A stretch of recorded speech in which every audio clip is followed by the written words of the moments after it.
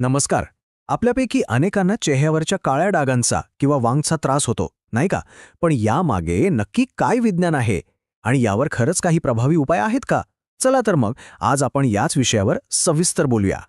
बाजारात मिळणाऱ्या अनेक महागड्या फेअरनेस क्रीम्स वापरूनही चेहऱ्यावरचे डाग कमी होत नाहीत असा अनुभव येतोच. पण असं का होतं? यामागे एक शास्त्रीय कारण आहे जे बहुतेक क्रीम्स पूर्णपणे विसरून जातात. बघूया ते काय आहे. सगळ्यात आधी एक मोठा गैरसमज दूर करूया. चेहऱ्यावरचे डाग म्हणजे काही घाण नाहीये. हे असं आहे जसं शाई एका कागदावर पसरते, तसंच आपल्या त्वचेला रंग देणारा मेलॅनिन नावाचा एक घटक एका ठिकाणी जास्त जमा होतो. त्यामुळे चेहरा घासून तो काढता येत नाही. बरं, मग हे मेलॅनिन एकाच जागी का बरं जमा होतं? याची 3 मुख्य कारणं आहेत. पहिलं आणि सगळ्यात मोठं कारण म्हणजे सूर्यप्रकाश. दुसरा म्हणजे PCOS किंवा गरोदरपणात होणारे हार्मोनल बदल, ज्याला आपण वांग असंही म्हणतो. आणि तिसरं म्हणजे पिंपल्स फोडल्यानंतर मागे राहिलेले ते हट्टी डाग. आता आपण अशा काही कॉमन चुकांबद्दल बोलूया ज्या आपल्यापैकी खूप जण नकळतपणे करत असतील. आणि त्यामुळे होतं काय की डाग कमी होण्याऐवजी उलटे आणखी गडद होतात. अनेकांना वाटतं की डाग घासून काढता येतात, जसं आपण भांड्यावरचा डाग काढतो. पण आपली त्वचा काही भांडं नाहीये. जेव्हा आपण त्वचा घासतो तेव्हा ती अक्षरशः घाबरते आणि स्वतःच्या बचावासाठी आणखी जास्त मेलॅनिन तयार करते. म्हणजे आपण डाग कमी करायला जातो आणि तो आणखी गडद करून येतो. ही सगळ्यात मोठी आणि सगळ्यात कॉमन चूक आहे. आता येऊया घरगुती उपायांकडे. आपल्याला अनेकदा सल्ला मिळतो की लिंबू लावा किंवा हळद लावा, पण थांबा.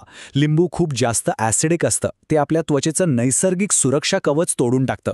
यामुळे त्वचा उन्हासाठी जास्त सेन्सिटिव्ह बनते आणि मग काय, डाग फिके होण्याऐवजी आणखीनच काळे पडतात.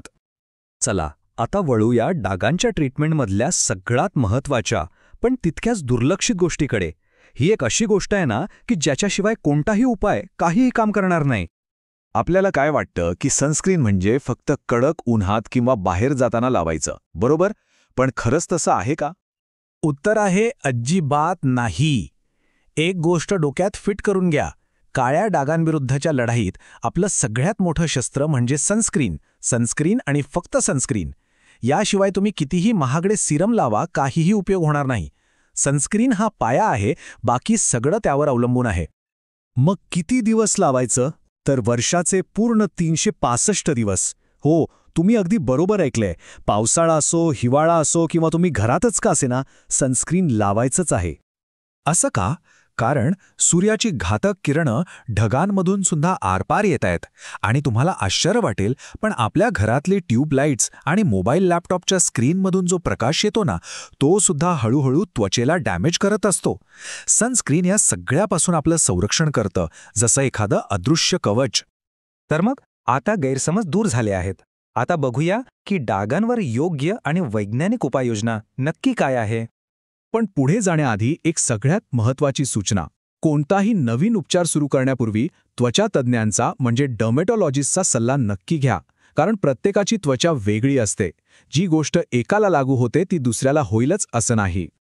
तर एक सोपी पण एकदम प्रभावी 3 स्टेप उपाययोजना बघूया. सकाळी उठल्यावर सगळ्यात आधी व्हिटॅमिन सी सिरम. हे एक पॉवरफुल अँटीऑक्सिडंट आहे जे डाग हलके करतं. त्यानंतर दिवसातला सगळ्यात महत्त्वाचा भाग सनस्क्रीन.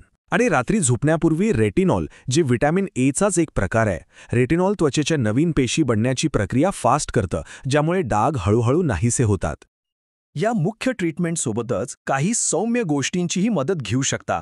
जसं की कोरफड त्वचेला शांत करते, मुलतानी माती तेलकटपणा कमी करते, आणि हो, एक गोल्डन रूल: पिंपल्सना कधीही हात लावू नका, त्यांना फोडू नका, कारण त्यामुळे कायमचे डाग पडू शकतात. आणि शेवटी एक प्रश्न जो आपण सगळ्यांनी स्वतःला विचारायला हवा. आपलं ध्येय फक्त गोरी त्वचा मिळवणं आहे की निरोगी त्वचा? कारण जेव्हा त्वचा आतून निरोगी असते ना, तेव्हा ती आपोआपच सुंदर आणि तेजस्वी दिसते. यावर नक्की विचार करा.